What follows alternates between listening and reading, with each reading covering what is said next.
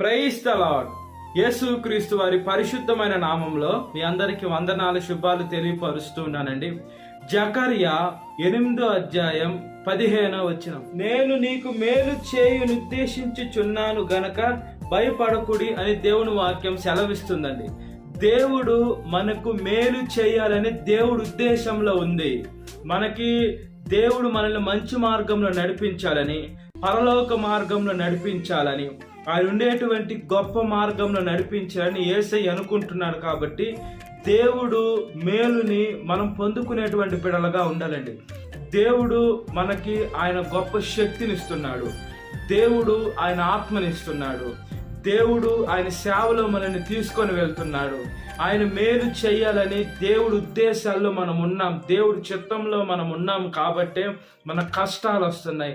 మనం అనుకోవచ్చు, మన దేవుడి చిత్తంలో ఉంటే కష్టాలు వస్తాయంటే మనం చాలా జాగ్రత్తగా ఏం ఆలోచించుకోవాలంటే, దేవుడికే కష్టాలు వచ్చాయి, మనం ప్రతి ఒక్కటి దేవుడితో పోల్చుకోవాలండి. మనకి ఎప్పుడైతే కష్టాలు రాలేదో మనం క్రైస్తవం కాదు.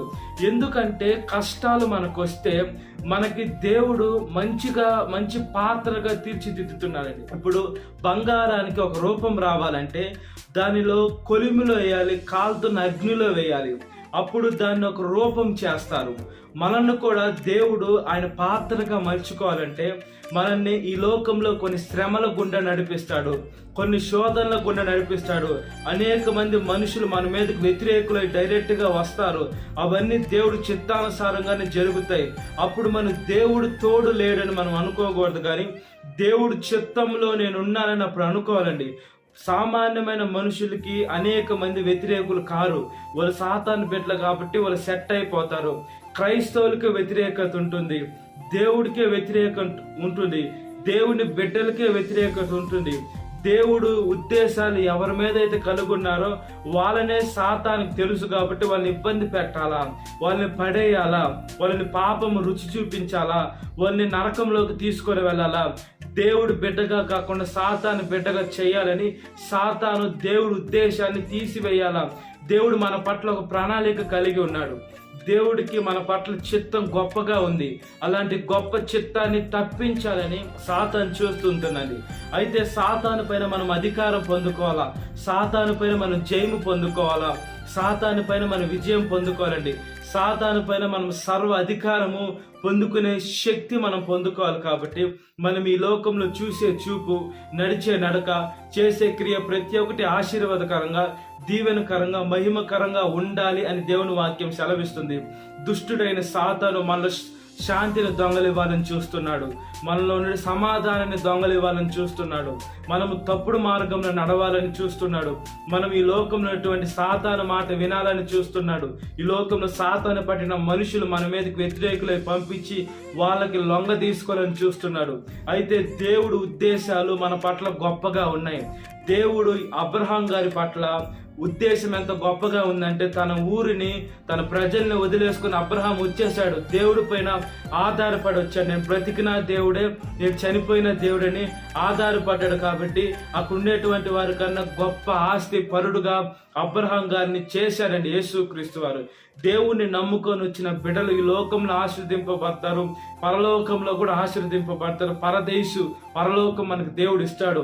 ఒకవేళ ఈ లోకంలో మనము డబ్బు పరంగా లేదా కొన్ని తక్కువ ఉన్నా కూడా కొంతమంది మనిషితో పోల్చుకుంటే మనకి పరలోకంలో గొప్ప దూతల ముందు దేవుడు మనల్ని పిలిచి ఆయన అక్షయ కిరీటము, ఆయన జీవ కిరీటం ఇచ్చి ఆయన సేవలో మనల్ని వాడుకునే దేవుడు అండి యేసుక్రీస్తు వారు. కాబట్టి మన ఆలోచన పరిశుద్ధంగా ఉండాలా, మనం చూసే చూపు పరిశుద్ధంగా ఉండాలా, మనం నడిచే నడక పరిశుద్ధంగా ఉండాలా, మనం చేసే క్రియ పరిశుద్ధంగా ఉండాలండి.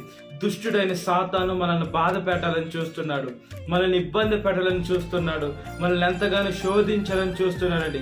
సాతాను పైన మనం జయము పొందుకునే శక్తిని మనం పొందుకునే బిడ్డలుగా మనం మనుషులకు భయపడకూడదండి. శత్రుకు మెషకు అభ్యర్థన వారు రాజుకు భయపడలా. దేవుడు మమ్మల్ని తీసుకున్నా పర్వాలేదు, మేము అగ్నిలైనా పడతాం, కానీ మేము ఆ ప్రతిమకు మొక్కమన్నారు. దేవుడు వాళ్ళని కాపాడారు. దానియేలు గాడు కూడా సింహము మింగివేస్తున్నా కూడా పర్వాలేదు, సింహం బోన్లో పడినా పర్వాలేదు, కానీ దేవుడికి నేను ప్రార్థన ఎడతెగగా చేస్తానన్నాడు. అదేవిధంగా దానియేలు గారిని దేవుడు కాపాడాడు. మనను కూడా ఈ లోకంలో మనుషులు సింహం లాంటి సమస్యల లేదా అగ్ని లాంటి సమస్యల, ఈ లోకంలో ఎన్ని సమస్యలు వచ్చినా సమస్యల్ని ఎదుర్కొనే శక్తి మనకిస్తాడండి దేవుడు. మనం చూసే చూపు, నడిచే నడక, చేసే క్రియ ప్రతి ఒక్కటి ఆశీర్వదకరంగా, దీవెనకరంగా, మహిమకరంగా ఉండాలి అని దేవుని వాక్యం సెలవిస్తుంది. కాబట్టి మనలో పాపం అంతా తీసివేసుకోవాలా. మన ప్రతి ఒక్క మాలిన్యపు వస్త్రాలు తీసివేసుకొని దేవుడు పరిశుద్ధమైన ఆయన ప్రశస్తమైన వస్త్రాలతో మనం అలంకరించుకునే బిడలుగా ఉండాలా. ఈ లోకంలో ఈ లోకపు అలంకారాలు వ్యర్థం. దేవుడు చిత్తానుసారమైనటువంటి మనకి డ్రెస్, ఆత్మీయ వస్త్రం మనకు కావాలండి. దేవుడు ఆత్మను మనం పొందుకోవాలి. మనం సర్వలోకానికి వెళ్ళి సర్వ సృష్టికి సువార్తను ప్రకటించేదానికి దేవుడు ఆయన ఆత్మను మనకిస్తున్నాడు. ఆయన సేవలో మనల్ని వాడుకుంటున్నాడు. ఆయన పరిశుద్ధమైన కృపనిస్తున్నాడు. అదేవిధంగా దేవుడు ఆయన ఆత్మను మనకిస్తున్నాడు. కాబట్టి దేవుడు ఆత్మను మనం పొందుకొని, దేవుడు ఉద్దేశాలు మన పట్ల గొప్పగా ఉన్నాయి కాబట్టి మన జీవితం మన చేతుల్లో పెట్టుకొని నాశనం చేసుకోకూడదు. మన జీవితం అంతా తీసుకొని మోస్ట్ రెస్పాన్సిబుల్ అయిన పర్సన్ అయిన దేవుడి చేతుల్లో పెట్టాలి. ఈ లోకంలో మనం జస్ట్ పుట్టాం, మనకి ఏం జరుగుద్దో తెలీదు. అదేవిధంగా దేవుడి చిత్తం ఏందో తెలీదు, మనం దేవుడి ప్రణాళిక ఏందో తెలీదు. కాబట్టి మన చిత్తము, మన ప్రణాళిక మన జీవితంలో నెరవేరకూడదు. మన తల్లిదండ్రులు కూడా ఈ లోకంలో ఉద్యోగాలు రావాలి అది ఇది అనుకుంటారు. వీటన్నిటికాడికి కూడా దేవుడి చిత్తం చాలా శ్రేష్టమైందండి. దేవుడి చిత్తం ఈ లోకంలో మనకు ఉపయోగపడుతుంది, పరలోకంలో కూడా మనకు ఉపయోగపడుతుంది. కాబట్టి దేవుడి చిత్తానికి మన జీవితాన్ని అప్పచెప్పుకుంటే దేవుడు మన పట్ల ఆయన గొప్ప ఉద్దేశాలు కలిగి ఉన్నాడు. ఈ భూమికి ఆకాశం ఎంత ఉన్నతముగా ఉన్నదో మన పట్ల దేవుడికి అంత ఉన్నతమైన ఆలోచనలు ఉన్నాయి, అంత ఉన్నతమైన ప్రేమలు ఉన్నాయి, అంత ఉన్నతమైన రక్షణలు ఉన్నాయి, అంత ఉన్నతమైన దేవుని కృప ఉంది. కాబట్టి కృప కలిగిన దేవుని సేవిస్తున్నాం, ప్రేమ కలిగిన దేవుని సేవిస్తున్నాం, రక్షకుడైన దేవుని సేవిస్తున్నాం, విమోచకుడైన దేవుని సేవిస్తున్నాం, మన బాధల నుంచి తీసివేసే దేవుని సేవిస్తున్నాం, మన కష్టముల నుంచి గట్టెక్కించే దేవుని సేవిస్తున్నాం. కాబట్టి మనం చూసే చూపు, నడిచే నడక, చేసే క్రియ ప్రతి ఒక్కటి ఆశీర్వదకరంగా, దీవెనకరంగా, మహిమకరంగా ఉండాలా. ఏ మనుషులకు భయపడకుండా, ఈ లోకం రాజులకు, అధికారులకు భయపడకుండా మన ఫోకస్ అంతా దేవుడి పైన పెడితే మనని ఆయన సేవలో వాడుకుంటాడు. కాబట్టి మనం ఎవరికి భయపడకుండా దేవుడి ఉద్దేశాలు మన చిత్తంలో నెరవేరునట్లుగా ప్రార్థన. మహాపరిశుద్ధాత్మదేవ, మా ప్రియ పరలోకమందున తండ్రి, మీ స్తోత్రము చెల్లిస్తున్నాను ప్రభువా. అయ్యా, మీ చిత్తాన్ని మా జీవితంలో నెరవేర్చండి అయ్యా. మీ ఉద్దేశాలు మా జీవితంలో నెరవేర్చండి ప్రభువా. మాకు మంచి ఆరోగ్యం దయచేయండి నాయన, బలాన్ని దయచేయండి నాయన, శక్తిని దయచేయండి నాయన, దీర్ఘాయుషుని దయచేయండి నాయన, దయాలత్వాన్ని దయచేయండి నాయన, ఆశా నిగ్రహాన్ని దయచేయండి నాయన, ప్రేమను దయచేయమని అడుగుచున్నాను ప్రభువా. సాతాను నాయన ఎవరిని మింగివేయాలని చూస్తుండే ప్రభువా, ఎవరిని ఇబ్బంది పెట్టాలని చూస్తుంది నాయన, ఎవరిని పతనము చేయాలని చూస్తుంది నాయన, ఎవరిని శోధించాలని చూస్తుంది నాయన. అయ్యా, సాతాను పైన జయము దయచేయమని అడుగుచున్నాను ప్రభువా. సాతాను పైన విజయము దయచేయమని అడుగుచున్నాను నాయన, సాతాను పైన అధికారము దయచేయమని అడుగుచున్నాను ప్రభువా. పరిశుద్ధుడా, సర్వశక్తిమంతుడా, సర్వ అధికారం కలిగిన నాయన, రాజులకు రాజా, ప్రభువులకు ప్రభువా, యూదా గోత్రపు సింహమా, నేను ప్రార్థన చేస్తున్నాను తండ్రి. అయ్యా, మా ప్రార్థన దయతో ఆలకించండి నాయన, జవాబు ప్రకటించమని అడుగుచున్నాము నాయన. ఈ లోకంలో దేవా, మీ ఉద్దేశాలు మా జీవితంలో నెరవేరిస్తే ఆశీర్వాదకరంగా, దీవెనకరంగా, మహిమకరంగా ఉంటుంది. కాబట్టి సహాయం దయచేయండి అయ్యా. ప్రతి ఒక్క యవనస్తుని కాపాడండి, యవనస్తురాలను కాపాడండి. యవన వయసులో కాడి మోట నరులకు మేలు, అది మోపిన వాడు యెహోవాయే. కాబట్టి మీ కాడి మేము కరెక్ట్ గా మోసేదానికి సహాయం దయచేయండి. సాతాను కాలు మీరు విరగ్గొట్టమని అడుగుచున్నాము నాయన. మేము ఎంత కాడి మోయగలుగుతాం అంత బరువు మా మీద మోపుతున్న దేవా, మీ స్తోత్రం అయ్యా. చనిపోయిన వారి గురించి అయితే కాదు కానయ్యా, ఈ లోకంలో బంధువర్గాలు, వాళ్ళ రక్త సంబంధికులు, శ్రేయభిలాష, వాళ్ళ కొలీగ్స్ ని జ్ఞాపకం చేసుకోండి అయ్యా. వాళ్ళు చనిపోయిన బాధను తీసివేయండి అయ్యా, వాళ్ళకు వేదనని తీసివేయండి అయ్యా, వాళ్ళకి కన్నీరు తీసివేయండి అయ్యా. అయ్యా, వాళ్ళనైతే తిరిగి చూడలేం, తిరిగి లేని లోకానికి వెళ్ళిపోయారు కానయ్యా. క్రైస్తవుల్లో చనిపోతే ఒక నిరీక్షణ ఉంటుంది. రెండోసారి మేము చనిపోయినప్పుడు దేవుడు రెండో రాకడ వచ్చినప్పుడు వాళ్ళని చూస్తామని నిరీక్షణ ఉంటుంది కాబట్టి యేసు ప్రతి ఒక్కరు మీలో నీటి బాప్తీసం తీసుకునే దానికి సహాయం దయచేయమని అడుగుచున్నాను. ఈరోజు పెళ్లి రోజు జరుపుకునేటువంటి వారిని కాపాడండి అయ్యా.